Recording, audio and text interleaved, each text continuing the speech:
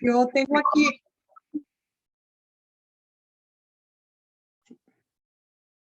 Hola, ¿qué tal? Soy Dora Villalobos Mendoza y bueno, pues regresamos con Ecos de Mirabal en televisión, ahora desde las redes sociales y con una primera entrevista que estoy segura que le va a gustar mucho. Estoy con Lucha Castro, que nos estamos conectando hasta Barcelona. ¿Cómo estás, Lucha? Me da, pero mucho gusto que podamos hacer esta entrevista. Igualmente, Dora, muchas gracias, gracias desde luego, porque te quiero agradecer la oportunidad, pues, que me brindan, ¿no? Para esta entrevista. Muchas gracias. No, al contrario, yo te agradezco que hayas aceptado. Yo fui la que te propuse hacer esta entrevista, que hayas aceptado además ser como la madrina de Ecos de Mirabal en televisión por redes. Yo le tengo ganas a esta entrevista desde hace rato y entonces me parece que es el momento. Son casi 2 años que te fuiste a Barcelona y los medios no te dejan de mencionar acá en Chihuahua. Por unas cosas o por las otras, tú sigues acá con mucho impacto y ahorita que tenemos a un poder judicial emproblemado con cambios muy importantes, un poder judicial que está sacudido. Yo creo que se ha sacudido el poder judicial, como otras tantas veces. Bueno, pues los medios no pierden oportunidad de recordarte y no nada más de recordarte, sino de responsabilizarte por muchas cosas que ocurren en el Poder Judicial. A mí se me hace impresionante que te sigan culpando y responsabilizando de cosas a veces inverosímiles, ¿no? Pero entonces, aprovechando que aceptas tú la entrevista, pues vamos a hablar del Poder Judicial, vamos a hablar a que tú aclares de todo lo que te acusan en el Poder Judicial. Entonces yo te agradezco a ti mucho, pero vamos a empezar como por partes, ¿no? Porque seguramente puede haber gente que nos está escuchando, viendo y que no sabe de qué estamos hablando. Tú llegas al Poder Judicial como consejera de la Judicatura, pues una presencia muy interesante primero, porque apenas si se acababa de integrar el Consejo de la Judicatura, tú llegas como única mujer, pero no cualquier mujer, sino que llegas pues desde la sociedad civil y no nomás de cualquier sociedad civil, sino como derecho humanista, feminista, y generas mucho ruido en el Poder Judicial. Tú te acordarás, hasta la forma de vestir llegó a impactar en el Poder Judicial. Sí, acuérdate tantito de eso y también, por qué te atreves a ir al Poder Judicial? Tú sabías que la cosa estaba difícil, sabías que había muchos retos. ¿Por qué te arriesgaste? Claro. Bueno, mira, primero quiero agradecerte, te digo de nueva cuenta, esta oportunidad que me da, porque lo que te voy a compartir sobre el tema que tú me has invitado a decir, sí, sí, tiene que ver con todo lo que voy a decir, absolutamente está sustentado en documentos, pero también creo que es importante que la gente conozca realmente qué fue lo que sucedió, ¿no? Y cuáles fueron mis motivaciones. Bueno, primero te quiero decir que te voy a hacer como un panorama muy rápido de cómo estaba el Poder Judicial entonces, ¿sí? Y encontré pues un Poder Judicial con los niveles de corrupción más impresionantes, ¿no? Con una credibilidad hecha trizas, ¿sí? Durante el sexenio de César Duarte. Recordemos así muy brevemente el nombramiento de Ramírez Benítez, este presidente que estaba siempre acompañando a Duarte a todos lados, como damo de compañía. Y yo me acuerdo que en una ocasión fuimos Gabino y yo a una de las gestiones y llegué y le pregunté a la secretaria y le digo, oiga, ¿cuánto tardará el licenciado en llegar el presidente? Y me dice, pues mire, no sé, licenciada, porque fíjese que él primero tiene que ir ahí al Palacio de Gobierno a ver qué se ofrece y luego ya viene aquí. Eso me lo dijo a nosotros. No, Andaba hasta en inauguraciones de obras sí, del sí, Ejecutivo. Sí. sí, sí, o sea, despectivamente lo llamaban magistrado florero y buenas cuestiones. Bueno, al final él se quiere reelegir y entonces el Pleno nombra a un extraordinario magistrado, Vázquez Quintero. Él es un magistrado de Juárez, ¿sí? Pero muy pronto, dura muy pronto, porque ya había como una estrategia de Duarte y entonces él al nombra al licenciado Sepúlveda, lo nombra, primero antes lo nombra secretario general, pero el licenciado Sepúlveda no podía hacer porque él era un diputado y no había transcurrido todavía el año en que se hubiera terminado, porque la ley orgánica es muy clara, ¿no? Tenía que haberse separado para haber entrado como secretario, pero bueno, pues ahí no interesaba mucho las cuestiones legales. Y entonces se hace, no sé si recuerdas que hubo la creación de una sala de control constitucional. Constitucional, sí. Exacto. Y ahí nombra al licenciado José Miguel Salcido, ¿sí? Y ese licenciado lo obligan a, entonces, ya te había dicho que había nombrado a Vázquez Quintero, lo obligan a renunciar para que entonces entre Salcido como presidente del tribunal. Pero fíjate que él nunca había estado en el Poder Judicial. Tenía nomás 2 meses y medio como magistrado cuando ya le hicieron presidente, ¿no? Entonces, con esa reforma constitucional que hacen, empiezan de lo que ordenan es, ¿te acuerdas aquella palabra mágica que utilizaron para oxigenar el Poder Judicial? ¿La recuerdas? Sí. Entonces se deshacen de las y los magistrados más experimentados, que son muy valiosos, pero además con métodos gasteriles, ¿no? Los obligan a renunciar, a jubilarse, y entonces, pues realmente se lastima mucho, ¿no? Y nombran y se dejan lugares para 13 personas que llegan pues sin los más mínimos requisitos de méritos, por supuesto, sin capacidad, sin conocimientos, por puros compromisos políticos, ¿sí? Y entonces se reforma además para que ya no hubiera la exigencia de hacer exámenes para llegar a ser magistrados o magistrados, y se hace una comisión, así una comisión patito de un representante legislativo, el ejecutivo y el judicial, quienes son los que hacen la selección, ¿no?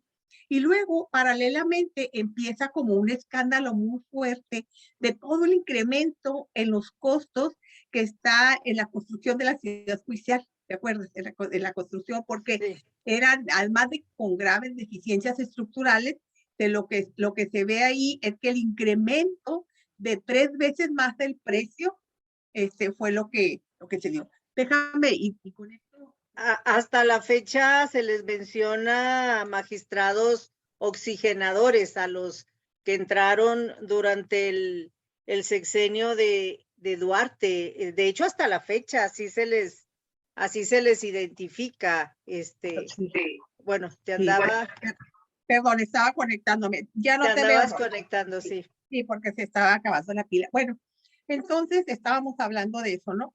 Esa construcción de la que estábamos hablando inició con el presidente Ramírez Benítez, pero fue recibida por Sepúlveda ya cuando era presidente, porque Salcido se negó a recibirla bueno, pues por las implicaciones incluso penales que podría tener, por todas las presuntas corrupciones que había en la construcción, y eso fue lo que un conflicto con Duarte muy fuerte, y entonces él se va, solicita una licencia y se va como secretario de Educación Pública. Sí. Antes de que termine su licencia, se regresa.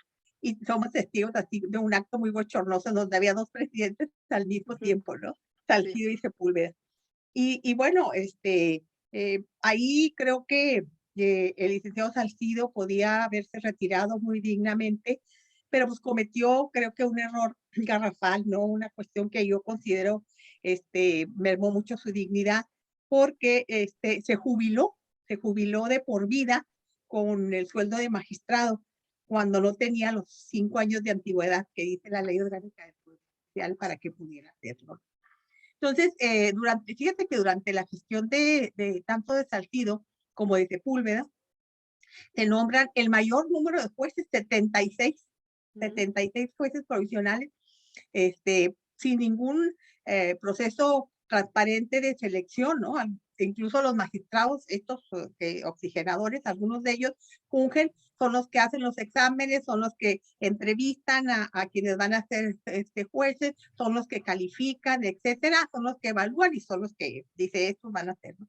Hay una anécdota muy interesante de un sustentante que se fue y se le olvidó ahí el examen que le habían entregado un día antes, ya resuelto para que lo estudiara.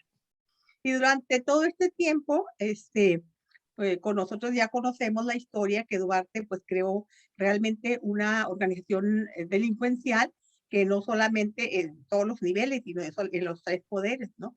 Y bueno, había suficiente información, por eso te digo, cuando me preguntas por qué yo llegué ahí, para presumir que había tráfico de influencias y que también altos niveles de corrupción en el Poder Judicial, por ejemplo, como con el caso de los contratos de laboratorio de la esposa del magistrado Sepúlveda, o el desvío de dinero que se hizo del fondo de ahorro, que es sacrosanto, ¿no? Del Poder Judicial, por 2 millones de pesos para remodelar un edificio de la presidencia municipal de Parral. Y el sobreprecio en el mobiliario, en todos los muebles de la ciudad judicial en el periodo del magistrado Salcido. Y como decía, una ciudad 3 veces más de su precio. Bueno, todo eso fue lo que me dijo, bueno, tengo que hacer algo, porque recuerda que yo ya tenía información de diferentes formas de corrupción, porque el gobernador Javier Corral había solicitado que las personas que tuvieran información se las allegaran, ¿entiendes? Y la gente era muy difícil que fuera a la fiscalía, pues tenían miedo que los vieran, ¿no? Y también entregar documentación a ministerios públicos. Pero entonces yo habilité la biblioteca de mi casa y ahí no te imaginas la cantidad de personas que fueron a darme información. Bueno, te digo algo. La nómina secreta estuvo en mis manos antes de que el gobernador y que el fiscal la tuviera. Yo ahí vi los recibos firmados. No te imaginas el sufrimiento que tuve cuando venchó, cuando vi a todas esas personas. Así que mira, que nadie me diga que la nómina secreta fue inventada, ¿no? Y entonces, justo por todo lo que te digo, los niveles de corrupción, fue esa la motivación más poderosa para aceptar el nombramiento como consejera, ¿no? Con todos los riesgos, como tú dices, ¿no? De llegar y romper paradigmas, pero finalmente, lo más importante era impulsar un proceso de selección independiente, ejemplar, colectivo, que no, justamente que no cayera en ninguna persona el poder para hacer absolutamente nada. La manera en que se hizo era imposible que alguien, ni yo, ni nadie, pudiera meter la mano, porque fue escrupulosamente realizado, ¿no? Y entonces, ¿para qué? Pues para que llegaran las personas que merece Chihuahua, jueces, juezas, magistrados y magistradas, dejar ese legado. Entonces, como así sucedió, ¿no? Y bueno, eso es Le parte llaman, le llaman el cochinero, ¿no? A este proceso. Fue un proceso de selección de jueces y juezas que se hizo desde el Consejo de la Judicatura, cuando tú estás ahí, y que bueno, fue muy largo, fue muy minucioso, con distintas etapas, y que luego después fue como muy cuestionado, ¿no? Hasta la fecha así se le conoce, y ahorita, que con estos cambios acaba de salir el licenciado Pablo Héctor González Villalobos de la presidencia, acaba de entrar Miriam Hernández, la primera mujer que llega al Poder Judicial. Con todos estos cambios, pues vuelve a relucir la misma acusación, y la hacen con tanta facilidad, me parece a mí, responsabilizándote como que si tú hubieras elegido a los nuevos jueces y juezas, ¿no? Sí. Tenemos una presentación que a lo mejor valdría la pena compartir mientras tú nos puedes explicar cómo fue este proceso y aclarar qué pasó con el famoso proceso. ¿Estás de Bueno, acuerdo? sí, y yo creo que también sería muy interesante también que también le explicara un poco qué más cosas Ok, hice, ¿no? ok. Entonces ese lo dejamos para el ratito. Lo dejamos para Bueno, el ratito. Entonces vamos, primero, porque parece que yo nomás hice eso, o sea que sí, los 2 años lo único que hice fue exacto, eso, ¿no? exacto. Sí, Pero es- antes, ahorita hablabas de la corrupción. El primer reto fue combatir la corrupción y hubo denuncias muy importantes. ujú, Si quieres comentamos eso y luego sí, también otro tema que me gustaría mucho que comentáramos porque me parece que fue muy importante, pues fue el poder promover política pública con perspectiva de género. Pero si quieres, primero tocamos este tema porque fue un escándalo las denuncias contra claro. magistrados, ¿no? Sí, claro. Bueno, fíjate, yo realmente llegué y bueno, las primeras acciones como consejera fue impulsar denuncias en contra de dos expresidentes, del licenciado Salcido y del licenciado Sepúlveda. Por supuesto, también del magistrado Jorge Abraham Ramírez. Pero para mí era muy emblemático que dos presidentes, y que dos expresidentes, pues se enfrentaran los procesos por presuntos actos de corrupción, ¿sí? Y entonces era el presidente, el magistrado Julio César Jiménez Castro, que en mi opinión, pues ha sido después de Martínez Gil, ha sido el mejor presidente que tiene el tribunal en Chihuahua. Y él, por supuesto, estaba de acuerdísimo y lo impulsamos, lo llevamos, hicimos todo el proceso, pero bueno, esos esfuerzos, pues está otra vez, ¿no? Los pactos de impunidad, y además porque son expertos en leyes, ¿no? Entonces saben como todos los recovecos que puede haber para evadir. Y bueno, lo vimos recientemente, ¿no? Con esas famosas audiencias que se agendaban y que se posponían, se diferían, o cuando presentas un amparo y otro amparo, con tal de no enfrentar la justicia y hasta llegas a decir que hay persecución política, ¿no? Y aquí fíjate que me llama mucho la atención, pero muchísimo, la doble moral de algunos medios de comunicación y del sector empresarial. Es bien interesante, Dora, porque a nivel federal, cuando Andrés Manuel López Obrador hace algún señalamiento sobre decisiones judiciales, a nivel federal cuestionan, ¿no? Y dicen, es que hay una intromisión, ¿no?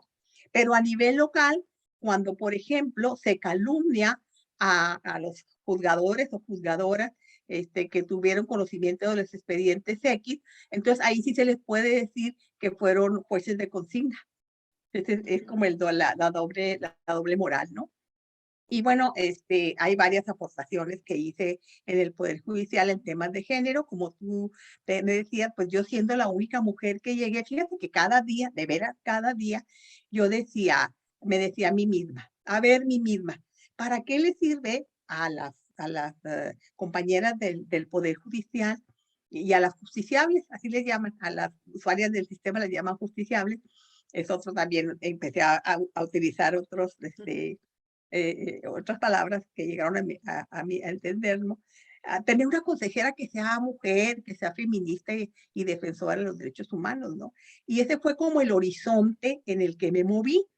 Y así, lo primero que hice también fue crear el protocolo para afrontar los casos de acoso sexual y de acoso laboral, porque en una institución tan jerárquica, pues es muy común, ¿no? Y se ve como muy naturalizado. Y bueno, lo que hicimos fue, ya la Suprema Corte de Justicia de la Nación tenía un protocolo que así es muy eficaz, y entonces lo que hicimos es, pues lo culturizamos, lo chihuahuizamos y lo incorporamos, porque dije, nunca más una mujer trabajadora del Poder Judicial debe sentirse avergonzada, incómoda y hostigada por sus colegas, cualquiera que sea su jerarquía, ¿no? Sí, Y bueno, yo recuerdo en esa ocasión cómo Verónica Rodríguez, que era la la encargada titular. de la unidad, que luego se convirtió en dirección, cómo es que ella pensaba hacer una campaña para dar a conocer el protocolo en todos los distritos y pues, para que las mujeres denunciaran. Y cómo fue tan grande la respuesta de las mujeres afectadas que no había, ya ni siquiera fue necesario hacer campaña. Fue un protocolo, debe de seguir, yo ya no sé cómo estará, pero fue un protocolo que las mujeres víctimas de violencia al interior del Poder Judicial realmente lo aprovecharon. Claro.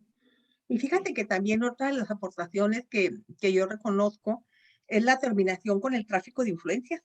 sí. ¿A qué se refiere? Con lineamientos como muy claros para que las y los servidores públicos pudieran hacerse los cambios, modificaciones a partir de la meritocracia. O sea, la meritocracia entendida por los medios que tenían, los años que tienes trabajando, los estudios que tienen, etcétera, ¿no? Entonces, y no es cosa menor porque ahí en el Poder Judicial hay una gran movilidad de personal, pues porque algunos se van, algunos se van por maternidad o por licencias o cambian de ciudad, etcétera. Y como los juzgados no pueden pararse en un momento, pues hay que estar siempre haciendo esos nombramientos, ¿sí?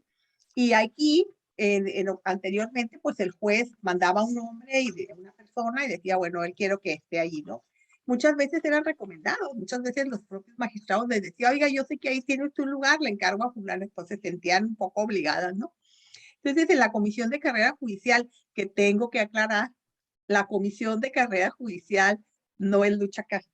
La comisión de carrera judicial estaba integrada por 2 magistrados y por yo como consejera, el magistrado Ruiz y el magistrado Siqueiro.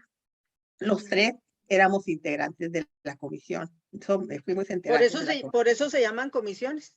Sí, porque trabajamos en forma colectiva y las decisiones se toman de esa manera, ¿sí? Mm, Entonces, ¿qué fue lo que hicimos? Cambiamos las reglas. ¿En qué sentido? En adelante, de la jueza o el juez que necesitaba a alguien de personal, una secretaria, un escribiente o algo, nos debía mandar una terna. Pero en esa terna mínimamente tenía que haber una persona de un género distinto, ¿sí? Pues para también nosotros garantizar. Y claro que ellos tenían, ellas lo mandaban porque, bueno, finalmente van a ser parte de su personal con los que van a trabajar, ¿sí? Nosotros no lo imponíamos, pero sí respetábamos el tema de la antigüedad, el tema de su trayectoria, ¿sí? Para que fuera valorado. Y aquí tengo, pues, la verdad que tengo un montón de anécdotas, ¿no? mm. Recuerdo una vez que un magistrado me envió como propuesta el nombramiento como secretaria de un escribiente, pero nos mandaban un nombramiento y nos íbamos a recursos humanos para ver su trayectoria. Y nos dimos cuenta que tenía menos de un año y ya como secretaria, entonces le hablé al magistrado y le dije, oiga, magistrado, pues yo creo que hay una equivocación de su parte. ¿Por qué me está mandando esta persona? Seguramente en su sala tiene que haber, no, me dice, es que uno de los diputados del PAN, pues me dijo que si era posible, que diera la oportunidad. Le dije, pues dígale al diputado del PAN que me hable, porque yo no estoy aquí y ni vine aquí, a ganar un dineral, ¿verdad? Para seguir haciendo lo que hacían todos. No podía, y nada más le hablo para decirle que no se la vamos a aceptar. Entonces, la verdad es que las integrantes de la comisión de carrera judicial, las secretarias técnicas, yo les dije que eran las mejores porteras, porque paraban todos los goles que nos querían meter, ¿no? De pronto llegaban fulana de tal y nosotros, los regresábamos, porque siempre es muy importante, que se supiera, pues, y eso realmente ayudó incluso a las juezas y a los jueces, porque ya ellos, pues ya decían, bueno, no puedo recomendar a nadie porque allá en comisión de carrera judicial no me la van a aceptar, ¿no? Mm. Entonces creo que eso fue muy importante, ¿sí? La otra, Cambiar, pues cambiar las sí, reglas. sí. Y la otra fue también, como lo que hice, subir el nivel de la unidad de género Mm, a cargo de lo que tú decías. Ahorita estás comentando de la maestra Verónica Rodríguez, ¿no? Una feminista, una extraordinaria compañera, comprometida con un gran reconocimiento. Bueno, pues en la ley, hubo algunas reformas en la ley orgánica y yo recuerdo que pues con el tema de género era lo mío, entonces además de las auditorías de género, también impulsé que ya fuera dirección, pero que también, fíjate qué interesante, que quien supliera al presidente Pablo Héctor fuera una mujer. La famosa paridad, ¿no? Exacto. Que hubiera Cuando paridad. yo llegué había 3 mujeres magistradas. Cuando me fui, dejamos 7. Ujú. Entonces, bueno, pues Sí, eso es la sala de lactancia, también se promovieron los juzgados especializados en atender delitos de género, sí, sí, que por cierto ya están empezando a operar en Ciudad Juárez, entiendo, sí, pero desde entonces se promovieron, ¿no? y muchas otras aportaciones, ¿no? Que por razones de tiempo, pues Ujú. no voy a decir, ¿no? Pero sí fue importante para nosotros, pues, impulsar un método de selección, sobre todo, que hubiera, llevando a lo otro, que fuera competente y que hubiera transparencia, ¿no? Sí, Eso fue, sí, creo que fue mi más grande aportación. sí, que es el tema que no dejan Con de el mito, tocar, ¿no? que no dejan de tocar los medios, la famosa selección de jueces y juezas, que cuestionan tanto. Y entonces ahí es donde nos vamos a detener tantito para que tú aclares esto que tanto te cuestionan. Y yo Claro. voy a compartir pantalla para hacer una presentación, porque tenemos unas fotos que me Ah, parece ujú. que las fotos ilustran mucho Una lo que tú foto vale nos más que 1000 palabras. sí, sí, lo que tú nos vas a explicar, creo yo. Aquí lo voy a poner, ahí está. Fue una convocatoria bien interesante, en donde participaron muchísimas personas aspirando a ser jueces y juezas. Pero tú cuéntanos, por donde tú quieras, y yo voy acomodando las fotos. Bueno, primero voy a decirte cómo fue el proceso y luego voy a terminar como para concluir, quién creó el mito Sí, del okey. casillero Ah, okey, judicial. Sí, okey. sí, Del pero famoso primero voy a decirte, ¿qué es del eso del órgano colegiado? ¿Sí? ¿Qué es eso del órgano colegiado? ¿Qué es ese? Bueno, mira, primero, antes que nada, nosotros dijimos, este, cómo hacemos para que esto sea totalmente transparente y con participación de la sociedad civil? Lo primero que hicimos es, hicimos una convocatoria social. ¿Qué es eso? Hicimos convocamos y acudieron diversas organizaciones de la sociedad civil, colegios de abogados, empresarios, incluso FICOSEC, y les dijimos, bueno, ¿cómo quieren que hagamos? Todo eso que te voy a narrar, Dora, todo está documentado cualquiera puede hacerlas por solicitud de transparencia de lo que yo estoy diciendo y va a tener la información, va a tener la información porque están los archivos del Poder Judicial, pero también todo está notariado, todos con acta. Entonces, esta convocatoria que se lanzó atrajo pues a las organizaciones sociales, de la sociedad civil, a los colegios de abogados, y dijimos, ¿cómo quieren que se realice los exámenes?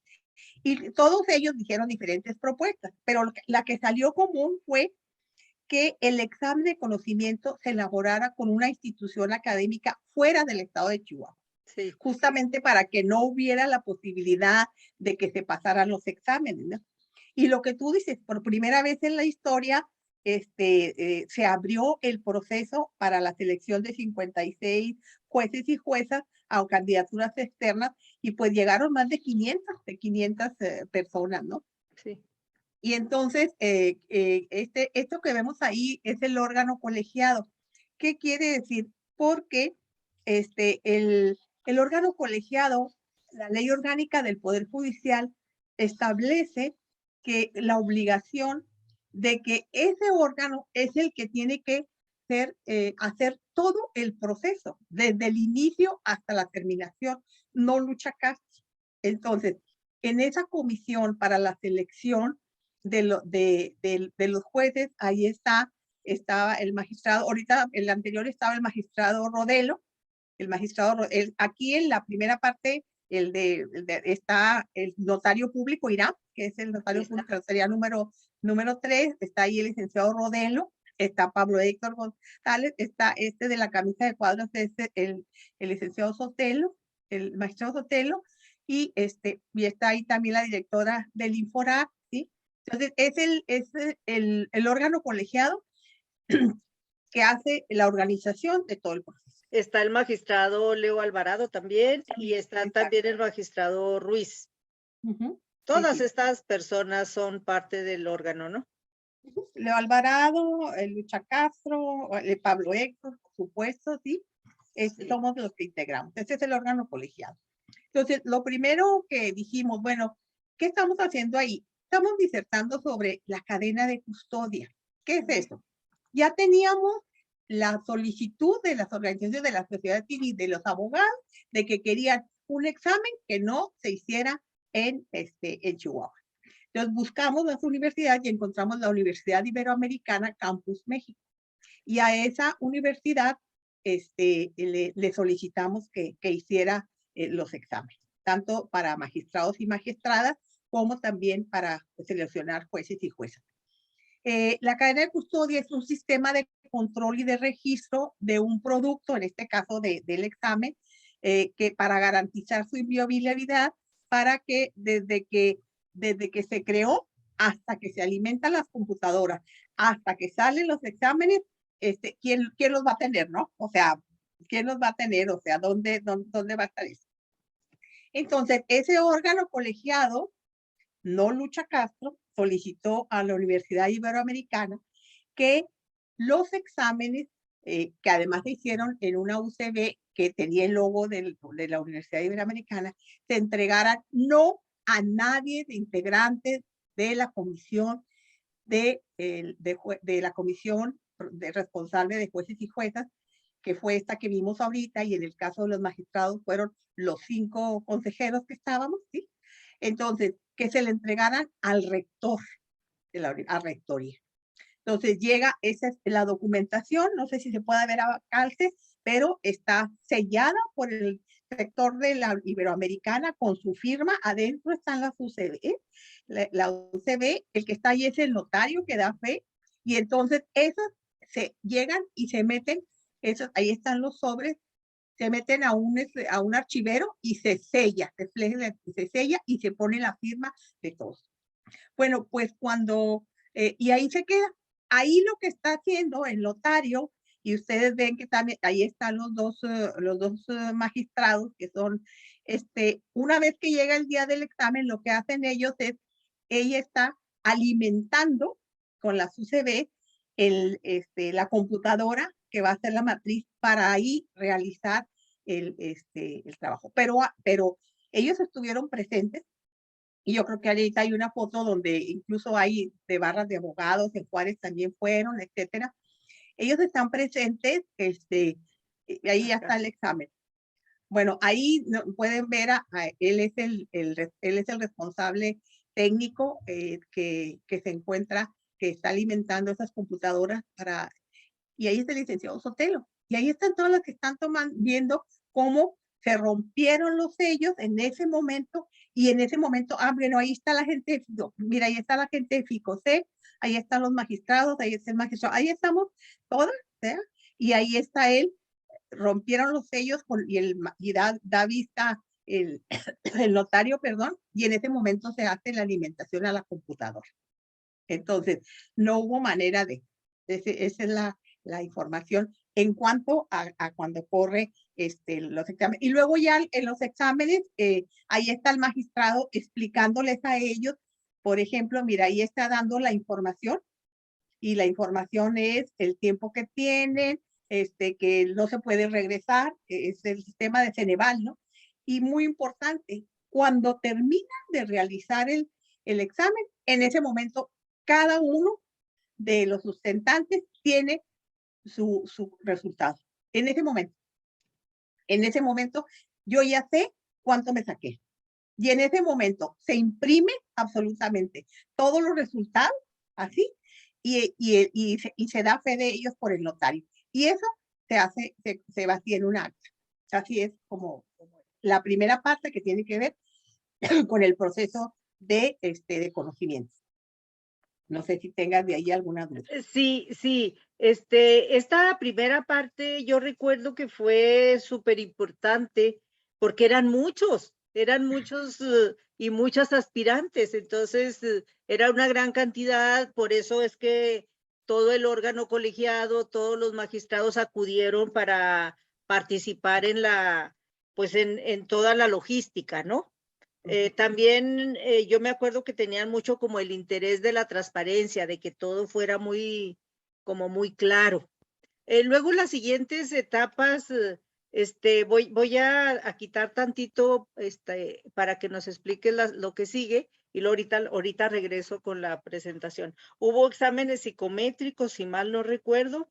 Y exámenes psicométricos con valor de ponderación, pero en ellos fue importante que también, bueno, eso es lo que, lo que nos dieron la recomendación, que no se hicieran con personal tampoco del Poder Judicial, por lo cual se contrató a una institución aparte, ¿no? Para que los hiciera. O sea, todo eso lo hicimos. Y eso fue el examen de conocimientos. Luego, después, quiero decirte que no tuvimos una sola, ni los amparos, ni todas las inconformidades tuvieron que ver con que a alguien se le haya cambiado la calificación o se le haya modificado, ninguno de los 500.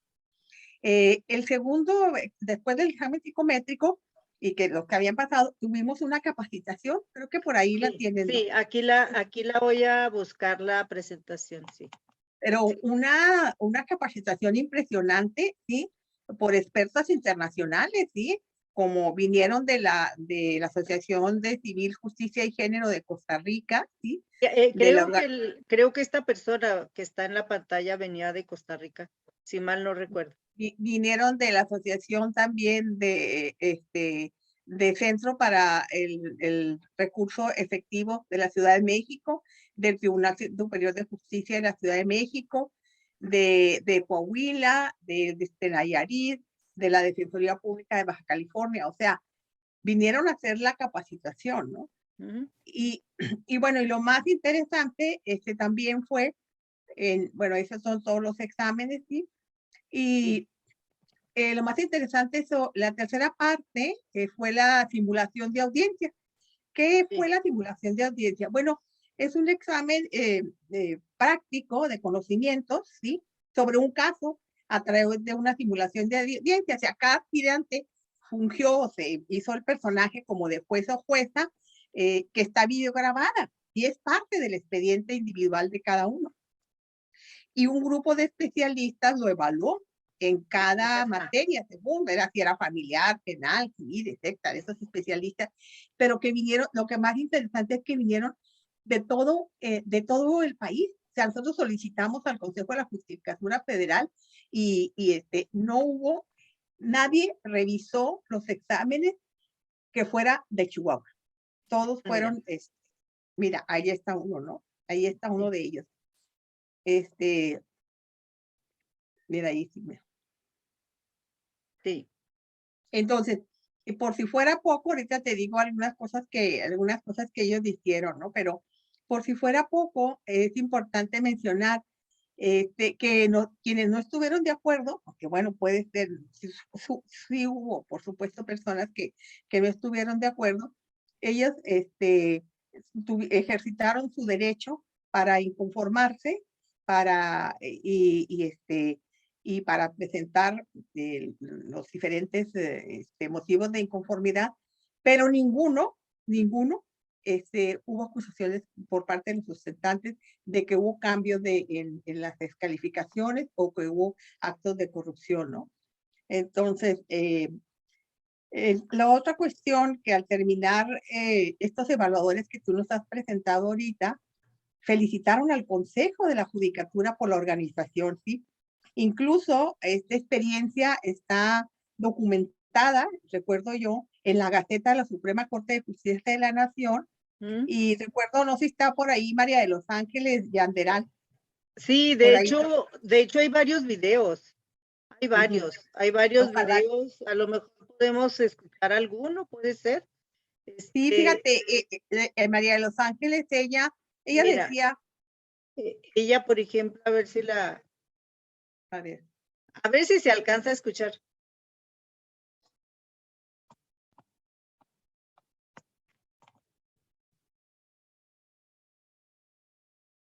No se escucha. No se escucha nada. Yo tengo aquí el texto de ella. Dice, hicimos un trabajo arduo porque revisamos muchos videos, pero vale la pena porque estamos participando en un proceso innovador, histórico, muy transparente. Evaluamos cómo se planta el sustentante, si resuelve con solvencia, con conocimiento, con seguridad, si este ejercicio nos permitió ver si tiene capacidad y para ser juez. Otra jueza que se llama, el otro juez que se llama Marco Antonio Beltrán Moreno, del Tribunal Unitario de México, dijo, este tipo de procesos son eficientes. Yo soy parte del sistema del Poder Judicial Federal, son procedimientos imparciales porque venimos evaluadores de distintos estados del país a revisar exámenes de personas que no conocemos, que no sabemos quiénes son, no tenemos ni su nombre, solo una clave que no sabemos a quién corresponde. Es muy buena experiencia porque venimos de varias instancias. Y Daniel Espinosa Licón, que es un juez de Puente Grande, Jalisco, nos agradeció mucho y dijo, este proceso es de autonomía e independencia. He participado, él dijo, en otros procesos, pero nunca me había tocado que garantizara tanta transparencia, sobre todo con evaluadores de fuera del Estado. Yo no conozco a ninguno de los sustentantes y nadie me dijo que favoreciera a alguien. Solo me explicaron la metodología y me dijeron que evaluara de acuerdo a mi experiencia. Este proceso genera mucha credibilidad porque muchas veces la sociedad desconfía de los procesos de selección. Hay dudas de que haya recomendaciones y favoritismo. Por eso un proceso como este, tan a la vanguardia, genera bases para dar credibilidad. Felicito por eso al Consejo de la Judicatura. Entonces, Sí, y todos ellos, bueno, sí, todos adelante. ellos, sí, todos ellos, de hecho hay videos nomás que tienen, no se alcanza a escuchar, pero todos ellos dieron su opinión sobre el proceso y estaban muy sorprendidos y sorprendidas de que se les haya invitado a venir a evaluar, ¿no? Es Sí, interesante. sí, y entonces me parece que aquí lo más rescatable, lo que debe quedar claro para la ciudadanía que merece, y por eso me atrevo, o no me atrevo, sino me siento con la responsabilidad de compartir, porque me parece una injusticia que se esté difamando a quienes llegaron con tanto esfuerzo, pero sobre todo porque no se ve lo que fue el proceso, lo importante, o sea, es inédito, o sea, primero, no es Lucha Castro la que hizo esto, fue una comisión. Y esa comisión de con tantas miras, con estos magistrados también tan comprometidos con su institución, ¿sí? Que lo vieron como un aporte a la justicia, ¿no? A estos valores que tiene. Y por eso se pusieron tantos candados para que nadie fuera capaz de contaminarlo. Imagínate este proceso que lo hace la Universidad Iberoamericana, que se hacen no en los espacios del Poder Judicial, que se hace en las universidades públicas más importantes de Chihuahua, Chihuahua y Ciudad Juárez, que además quien evalúa, o sea, quien lo hace jueces federales y magistrados federales, que además se graban y que se abre el Poder Judicial en el 9º piso para quien quiera, cuando estaban en vivo haciendo las disertaciones en el caso de los magistrados, uno podía llegar y ver cómo estaba respondiendo la sustentante o el sustentante, ¿sí? Y entonces, que ahí están las calificaciones. Las calificaciones fueron firmadas por los magistrados que vinieron. Entonces, toda esta información que tiene que ver, ¿lo conocieron quiénes? Lo conocieron, está más fiscalizado que ninguno, yo creo, en el país. Porque algunos que se ampararon, y ahorita voy a decir quiénes, algunos que se ampararon, pues obviamente ejercitando su derecho, los jueces federales nos pidieron toda la información, toda es decir, no solamente del que estaba, del sustentante que estaba inconforme interponiendo el amparo, sino de todos. Entonces, todo eso se fue con los jueces federales y lo escudriñaron. Y luego se fueron hasta la Suprema Corte. Y ningún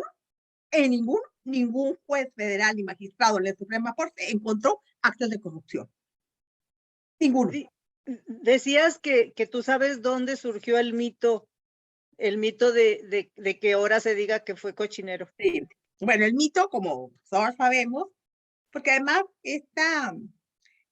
mira, Dora, cuando tú me invitaste a decir como mi verdad, yo tenía como dos formas de hacerlo. Una, jurista totalmente, ¿no? Con un lenguaje eminentemente jurista, de todo eso. Y la otra era como lo estoy haciendo ahorita, ¿no? Desde mi ser género. Para que la gente sencilla lo pueda entender, que es quien me interesa, ¿no? Que me interesa que entienda. Entonces, este, el mito es una mentira. Cuando alguien construye un mito, quiere decir que es algo que está inventado, pero que no es cierto. Pues entonces el cochinero judicial es un mito, es una mentira y está inventado. Y entonces les voy a decir quién está atrás de ese mito, quién lo inventó. Pues en primer lugar, los medios de comunicación, a quienes el gobernador Javier Corral les canceló los millones de pesos del erario público que Duarte les diera, que les entregaba. Y entonces son los que incluso le pusieron el mito de cochinero, ¿no? Y luego, ¿quién más? Porque fue como un globo, ¿no? Que se fue inflando. Las juezas y los jueces que fueron nombrados por el exgobernador Duarte, que argumentaron, ellos decían, porque fíjate que hacía 8 años que no se hacía un proceso de selección en el Poder Judicial. Entonces argumentaban y decían, oye, pues es que yo tengo ya 7 años o 8 siendo juzgador, ¿y por qué voy a dejar de serlo? Yo no tengo la responsabilidad de que no se hayan realizado concursos. Entonces, querían que fuera automático. Entonces, ellos fueron algunos. Y luego, pues los abogadas y los abogados de los bancos, ¿no? Y de prestamistas que se rasgaron las vestiduras cuando me nombraron. Ustedes los vieron cuando tomamos posesión, ¿no? Incluso algunos llegaron con mantas. ¿Por qué? Porque no daban crédito que una dirigente del Barzón, que rompió el Estado de Derecho porque impedía desalojos de las viviendas, tuviera ese nombramiento. ¿Quiénes más se sumaron? Pues los abogados que perdían todos los juicios contra violadores, feminicidas y violencia familiar, custodias y pensiones alimenticias y medidas de protección en el Centro de Derechos Humanos de las Mujeres, donde pues, que la organización que yo fundé. Y luego,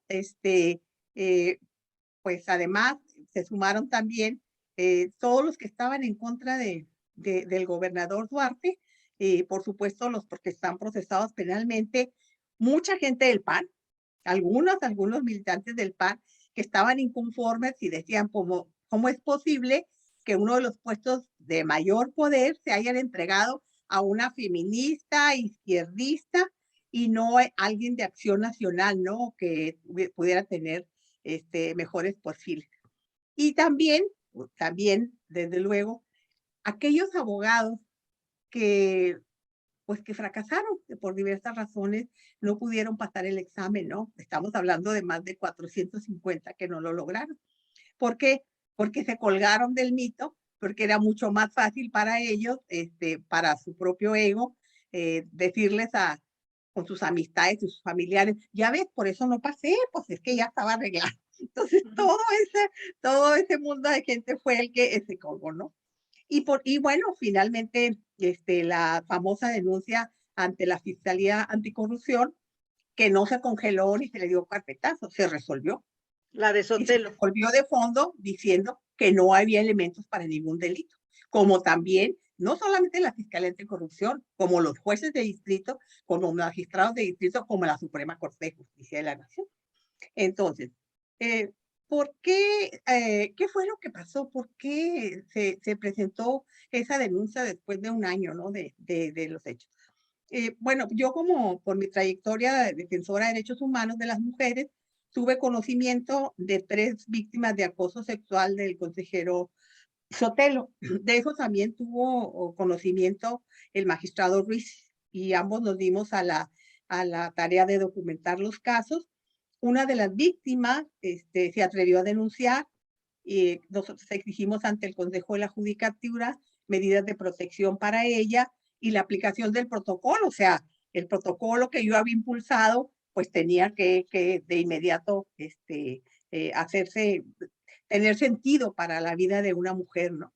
Y bueno, esto que les estoy diciendo de estas denuncias y todo, por supuesto que se encuentran sustentadas en actas del propio consejo, ¿sí?